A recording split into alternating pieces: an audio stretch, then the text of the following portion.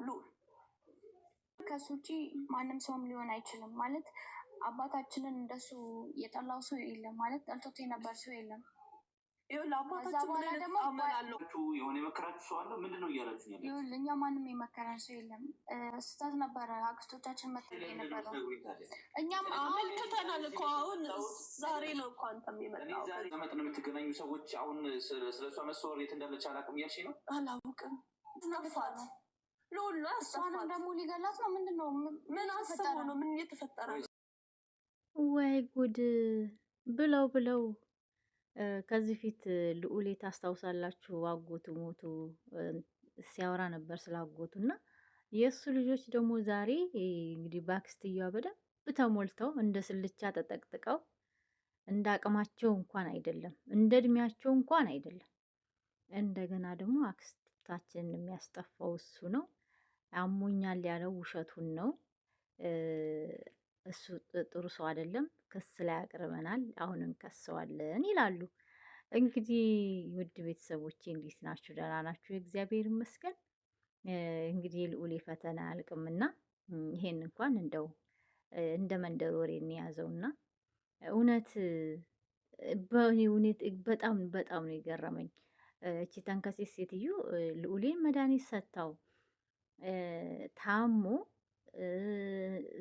ጠባቂዎቿን ሸውዳ ጠፍታ አለች። ምን ትጠፋለች? ስራዋን እየሰራች እነሱን ደግሞ ሙልት ታርግታቸው ዛሬ ለሚኪ ያልሆነ የሆነውን እየቀበጣጠሩለት ይገኛሉና በጣም የገረመኝ ደግሞ በቃ ትክክል አይተናል፣ ማስረጃ አለን። ልዑሌ አጎታችንን ገሏል። ይሄ በትክክል የሚያመለክተው እራሷ አክስትየዋ ያኔ በስተት አንቺ አይደለሽም ተብላ ከእስር ቤት ወጣች እንጂ እሷ ናት የገደለችው ማለት ነው። እሷ ባትገለው ኖሮ ዛሬ ነገሮችን አንስታ ልጆቹ ልዑሌ ላይ እንዲነሱ ሁሉም ልጆች ሲቀጥል እኮ የእሷንንም ልጅ በጣም መክራት ለልዑሌ ጥሩ አስተሳሰብ አልነበራትም ነበር እና በጣም ያሳዝናል። የአይነት ስር 2 ላይ አይቸው እኔ ራሱ በጣም ነው የገረመኝ። ሰው እንዴት እንደዚህ እንደ ስልቻ ይሞላል? ቢያንስ ለምን እንደ እድሜያችሁ አይሆኑም? ነገ ቢጋለጥስ? ልዑሌ መቼም ስራውን ያውቃሉ፣ ምን እንደሚሰራ ያውቃሉ፣ ጀግንነቱን ያውቃሉ። እና ነገ እንጋለጣለን፣ ይሄ ጀግና ያወጣብናል፣ እውነቱን ፈልፍሎ ያወጣዋል ብለው አለመፍራታቸው፣ ትንሽ ጥርጣሬ ውስጥ አለማስገባታቸው ራሱ በጣም ነው የገረመኝ።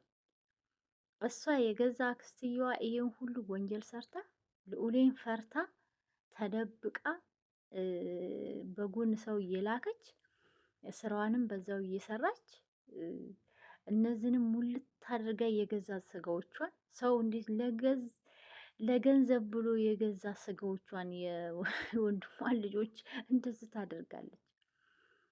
እንዴት ለገንዘብ ብሎ ሰውን ማጥ ውስጥ ይጨምራል? ሰው እንዴት ነው? ህሊና የሚባል ነገር የለንም እንዴ? እውነት ለመናገር በጣም ለብር ብለን እባካችሁ ወገኖቼ፣ እኔ ብር አላፊ ጠፊ ነው።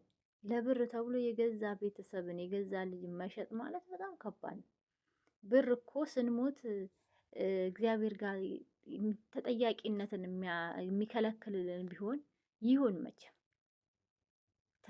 ተጠያቂነት እኮ አንድንም።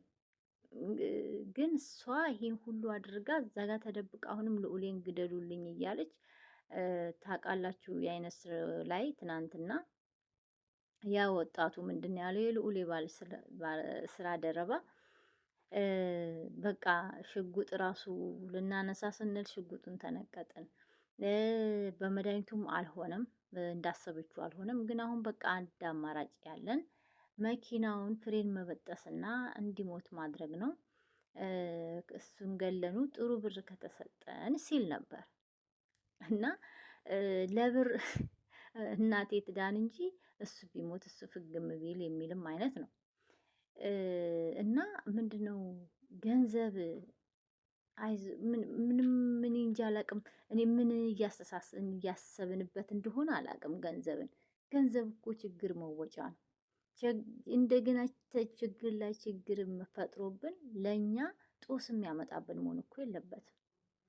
ልጁ ራሷን ትናንትና እንዳለው ታክስትየዋ ጋር እንደሚደዋወሉ ሴትዮዋ የምትሄድ ነርስ ተብዬዋ እየመረዘች የምትልከውን ምግብ ለስንቱ ወጣት እየተሰጠ እንደሆነ ያው በግልጽ ያስረዳል።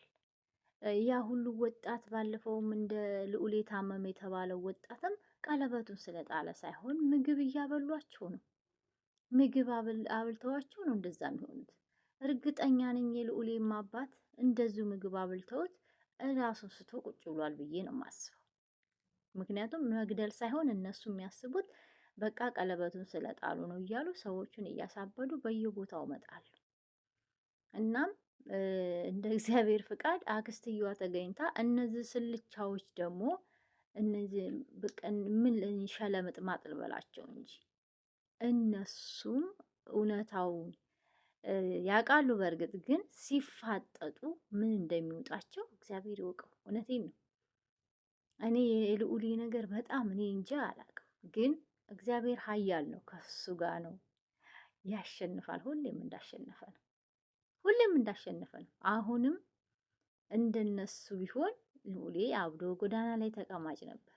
እነሱን በምንም መንገድ የሚጠይቅበት መንገድ አልነበረም ነበር። ግን ታዲያ ፈጣሪ ደግሞ ለህዝቡ ለሚስኪኑ አለ አንተን ሰጥቻለሁ ስላለው ዳነ።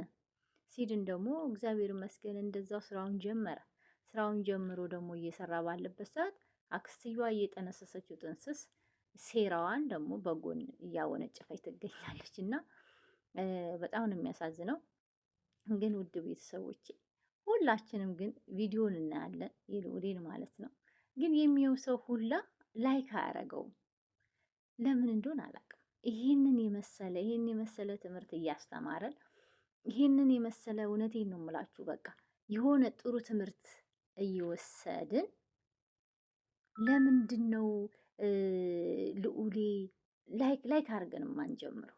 ላይክ ብናረግ እኮ ሁሉ ጋርም ይደርሳል። ያው እየዘነጋን ይሆናል እንጂ እርግጠኛ ነኝ ላይክ እናረግለታለን ብዬ አስባለሁ።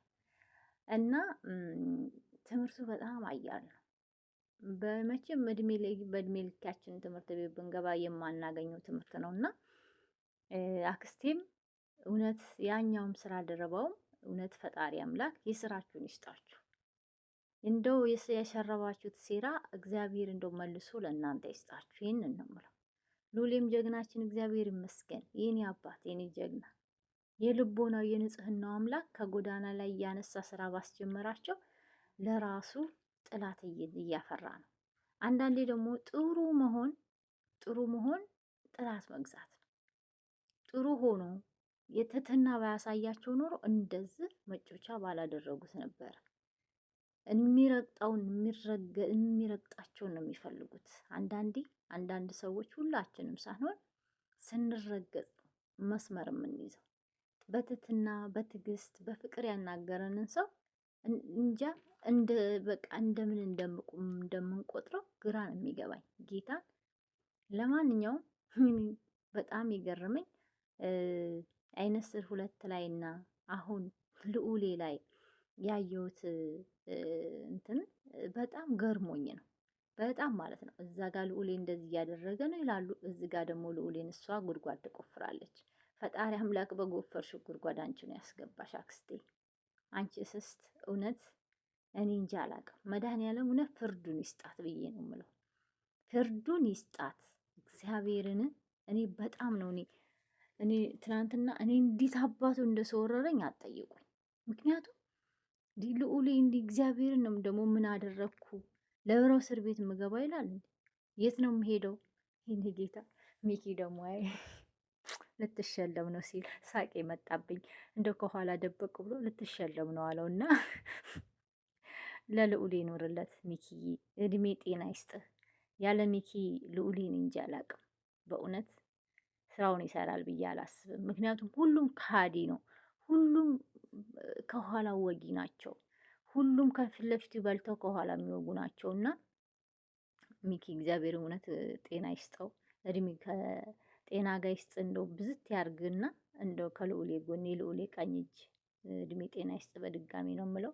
ውድ ቤተሰቦቼ በጣም ነው የገረመኝ። እንግዲህ የንስር ሁለት ላይም እየገባችሁ ላይክ ሰብስክራይብ እያደረጋችሁ እና አበረታታቸው። በጣም ፈተና ያለው በጣም ጥሩ ትምህርት ነው ለኛ እየቀረበልን ያለው። እናመሰግናለን። እድሜ ከጤና ይስጣቸው፣ ጥበቡን ያብዛላቸው። ፈጣሪ ከነሱ ጋር ይሁን። በቃ እነሱን በክፉ ያሰባቸው ይውደም እላለሁኝና በተረፈ ላይክ ሰብስክራይብ እያደረጋችሁ ለምታበረታቱኝ ደግሞ ከልብ ነው የማመሰግነው። አሁንም ይልመድባችሁ። በተለይ ደግሞ ጀግኖቻችንን ላይክ እያደረጋችኋቸው ሰብስክራይብ እያደረጋችኋቸው ተማሩበት እላለሁኝ። በተረፈ በስደት ያላችሁ ምንም አይንካችሁ።